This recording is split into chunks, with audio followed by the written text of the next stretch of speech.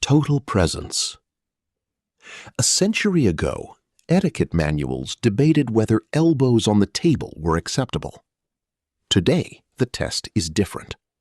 The phone is on the table, face down, just off to the side, on silent. But it is there, and that alone is enough to communicate something very specific to the person in front of you.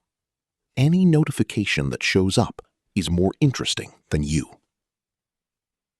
Social dynamics research shows that the mere visible presence of the device on the table, even if no one touches it, reduces the depth of the conversation. People speak less, share less, open up less. The phone doesn't need to ring. It only needs to be there. The technical rule is brutal in its simplicity. Presence is binary. Either you are there or your head is in the screen. There is no functional middle ground. In 2026, in a world where attention is the scarcest resource that exists, giving someone your full attention has become an almost radical act. Steady eye contact, body turned toward them, silence that doesn't beg to be filled. True luxury is not access to everything. It is the rare, deliberate ability to ignore the screen and be 100% where your own body. Kindness without hierarchy. The word gentleman was born tied to noble blood. Chivalry came from the medieval code: protection, courtesy, courage. In the 20th century, that turned into a well-known theatrical version. The man who always pays, always decides, always leads the way. The problem is that this same code, taken too far, used care as an excuse to treat the other person as incapable of taking care of themselves. The modern adjustment does not discard kindness. It discards the hierarchy that used to be hidden inside it. Holding the door still stands. Walking on the street side still stands. Offering your arm still stands. What changes is the tone, and tone changes everything. Any gesture of care must respect the other person's choice, including the choice to decline the gesture.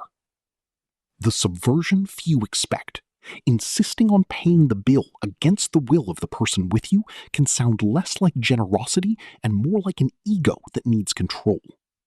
The real sign of class is asking, agreeing together, accepting when she wants to split or to treat you. The gentleman of 2026 is not the cavalier who owns the scene. He is the man who modulates his own strength so that no one beside him feels shielded punctuality. In the 18th and 19th centuries, contracts between gentlemen were closed with no paper, only their word. On a gentleman's word was guarantee enough to move money, land, and business. This version of the code survived. It just changed address. In 2026, with shared calendars, real-time notifications, and GPS in your pocket, chronic lateness stopped being an acceptable excuse. It became a silent message. Your time is worth less than mine. Technically, punctuality is priority management. You leave earlier, plan for traffic, send a message if something goes off track. Keeping your promises is not about perfection. It's about not blaming eternal unforeseen events and teams that didn't deliver. The gentleman owns the mistake and adjusts the course. What few say out loud, in high-level circles, punctuality and word function like a DNA test of character. Many people forgive lack of talent. Almost no one forgives those who don't show up or vanish without explanation. There is a specific emotional texture to being around someone who always arrives, always replies, always comes back. You relax in a way you can't quite name, but you feel it. Punctuality is not a clock obsession. It is emotional luxury. The man whose presence can be counted like money in a current. Calm command. 19th century salon manuals taught choreography.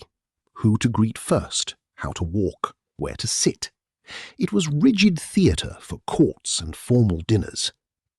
The modern gentleman migrated this knowledge to parties, bars, weddings, and work events, without rigidity, with a completely different skill: reading the room. The technical rule is energy management.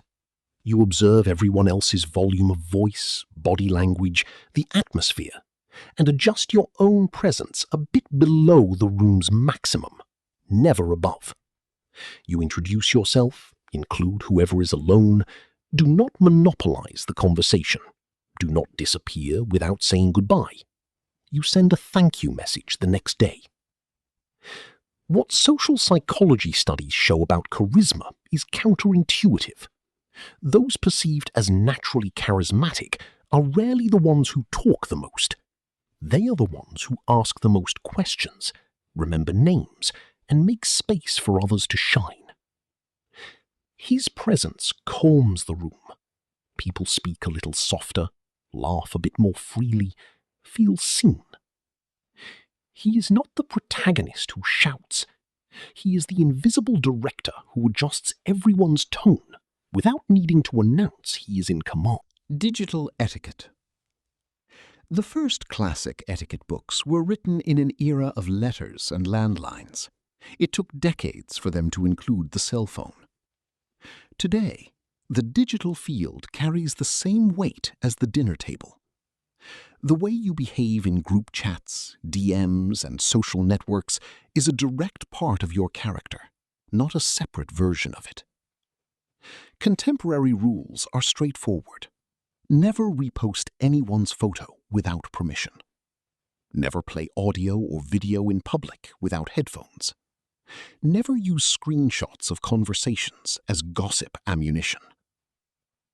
The technical filter question is always the same. Does this expose someone who did not choose to be exposed? The curiosity that reveals a lot about people.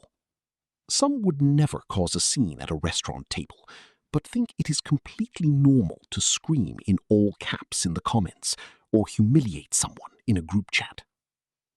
For more demanding circles, that is an immediate red flag, non-negotiable. The digital gentleman is almost quiet. Precise messages, at the right volume, no outbursts, no gratuitous exposure. It is no use being impeccable in person if on your phone you behave like a teenager intoxicated with attention. Discreet loyalty. Medieval knight literature spoke of loyalty to the king. The contemporary gentleman redirects that to friends, partners, and family. And real loyalty, the kind that actually matters, is silent.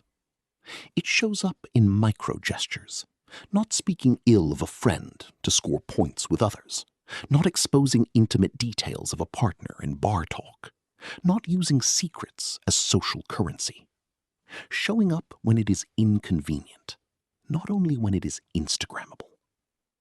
What few state clearly, many betray more through what they laugh at than through what they say.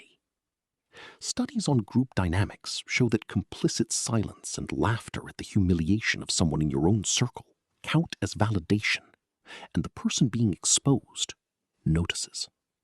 Always notices. This is not about shielding someone who is wrong. It is about not turning someone else's pain into public entertainment. Sensorially, it is a very specific feeling. Being close to a man like this is like having a human safe nearby. You speak knowing that what you... Mastery of the apology. In virtually every modern code of conduct for adult men, one of the most cited pillars is accountability, admitting failure, not throwing blame on others, correcting course calmly. The adult apology has a very precise technical structure, and it does not start with, "Sorry if you felt that way." 3 parts. Acknowledge the specific mistake, validate the impact on the other person, propose realistic repair. No endless explanation to clean your own image. You cut the ego, go straight to the point, and accept that you do not control forgiveness, only the quality of the apology. The counterintuitive data that social psychology confirms, those who clearly admit mistakes tend to be seen as more trustworthy in the long term than those who try to appear flawless. The armor of perfection creates distance. The clean admission of an error creates trust. A well-made apology changes the physical air in the room. It drops the tension in the shoulders of the person listening. Instead of framing the gentleman as the man who never errs, frame him as the only one in the room who knows how to repair. In a world trained to justify itself, he is the rare one who knows how to say, "It was me, and I'll..." Radical confidentiality. The most invisible rule of the contemporary gentleman code is also the rarest one. It is not the rule that shows up most in manuals. It is the one you see the least in practice. Confidentiality. Keeping private matters private in an era addicted to behind-the-scenes, gossip, and exposure as social currency. Not screenshotting conversations, not forwarding voice notes, not using anyone's intimacy as content for a friends group, not narrating dinner stories that reveal too much about someone who is not in the room to defend themselves. Technically, it is a discipline of filtering everything that reaches you, secrets, vulnerabilities, slips, you classify mentally as material to be kept, not shared. What has become a silent marker of high-level circles, people who are very exposed professionally start to value above almost anything those who do not turn every interaction into public storytelling. Access to you, to what you really think, feel, and live, becomes a scarce gift, given only to those who have proven they know how to keep it. Being near a man like this has a very specific physical sensation. The body relaxes differently. The mind tells more truth, because it knows there is no risk of becoming a meme. In 2026, the supreme rule of the gentleman is not the prettiest nor the most visible. It is the simplest and most demanding at the same time. He is the walking safe in a world where everyone else left the door to their life open on live stream.